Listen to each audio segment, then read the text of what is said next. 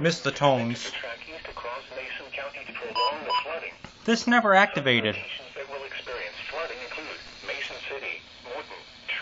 That's us again. Some locations that will experience flooding include Mason City, Morton, Tremont, Mackinac, Delavan, Hopedale, Green Valley, San Jose, Emden, and Dillon. This includes the following highways: Interstate 155 between mile markers 11 and 28.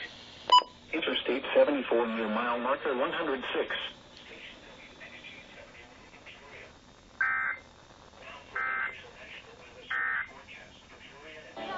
That's nice. Flash flood warning was extended. It should have been a flash flood statement, not a warning. Nice. If only I actually got a PDS flash flood warning ever, but I just hope that none of us will get hurt anyhow. So thank you guys for watching.